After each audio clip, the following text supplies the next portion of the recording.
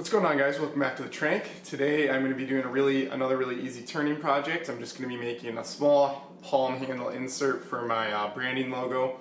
And so it's a really easy turning project, great for beginners like myself. I want to get into more advanced stuff, segmented turning, bowls, vases, those sorts of things, but you got to kind of build your way up. So I'm just starting easy, trying to learn the basics and practice on the lathe. So this is a fun little project, so let's go ahead and dive into it.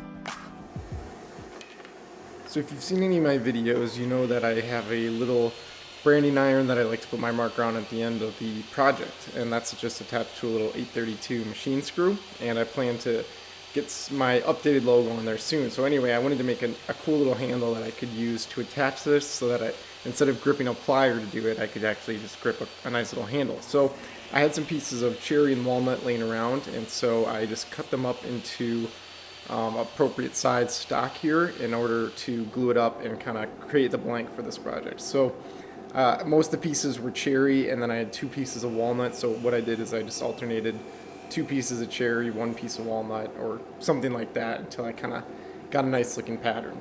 And I clamped this up real good just to make sure that any inconsistencies in the surfaces would kind of just get filled in with glue.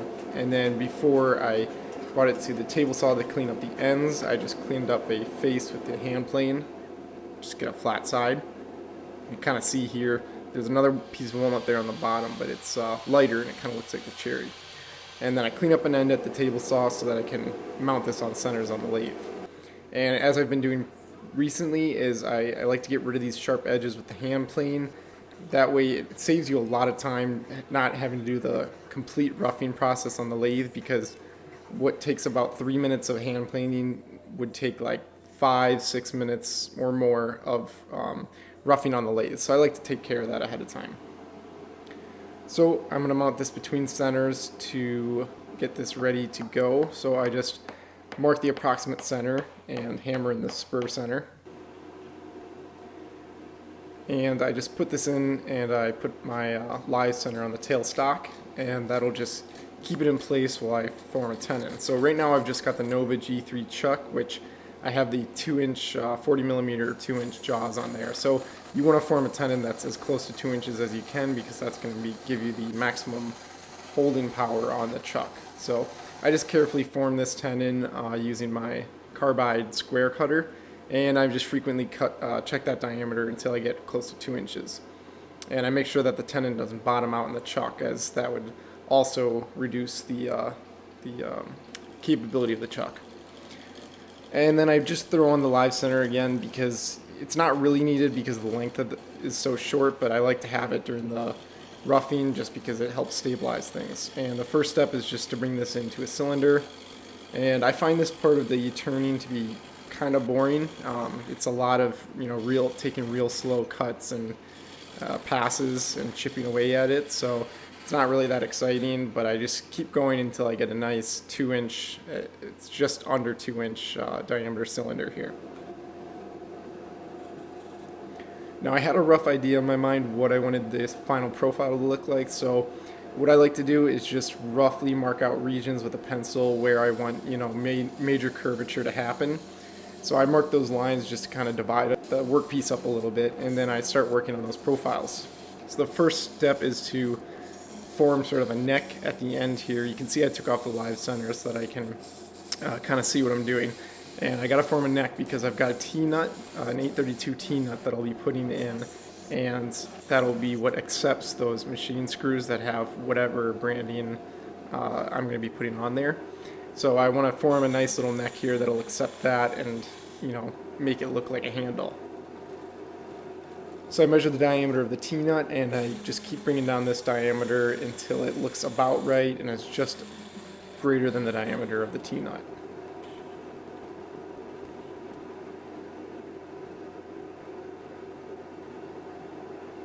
So here you can see the T-nut, and I'm holding it up and it's pretty close there. So at this point I know I'm going to drill out some material and get that pressed into place. So I just use a drill bit here to get a clearance hole made for the T-nut, and you know, whatever T-nut you get, it's going to have the clearance hole that you should do for that. So I just get the appropriate drill bit and go ahead, and you can see that clearance fit goes right in. And then I actually use the mandrel saver for my lathe to kind of act as a press, because the profile was perfect for pressing action, and I just use that to press that into place. And you can see here that little machine screw tip just threads right in. Now the nice thing about putting that T-nut in is that you can swap that out for other markers in the future. Like I said, I want to get my updated emblem on one, so once I get that, I can just thread that right into place and have that. So now that that tip's in, I can really focus on getting the look how I want it to be.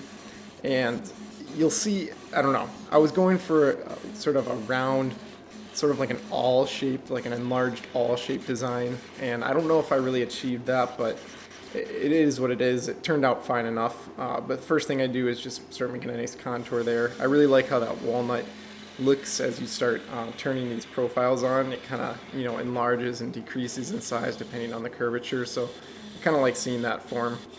And again, I want this sort of ball end on it that will kind of fit into your palm so that you can get some pressure when I'm putting this in.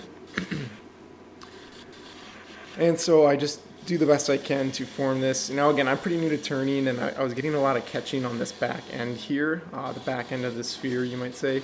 And I'm not sure exactly what that's due to. I got to look into what's causing that, but I just kept going as best I could, and I would, you know, wrap my hand around to see how it felt, see if it felt natural in my hand or not. And once I had the majority of the profile formed, I just start thinning down the material here in order to get ready for parting.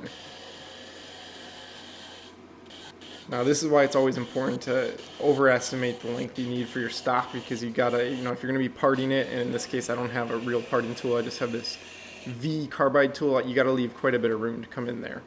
Now I don't bring it all the way down because I want to leave enough support there to do some sanding.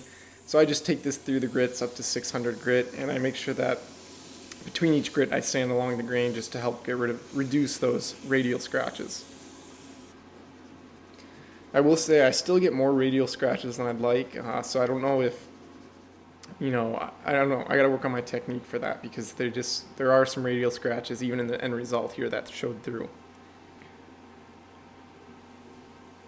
So you can see here I put the finish on, and this is a finish where you apply a little bit and then you kind of burn it into place. It's a wax, and you just use that, not burn it into place, but you know, friction polish it. So it turns out it's a nice easy finish. And here I just turn this down until I've just got a little nub there, and it pops right off. Finally, I just clean up that nub on the 60 grit sanding block, just tune it up a little bit on the base. And off camera, I also applied a little wax there, and I get a slot for this, and this tool's finished.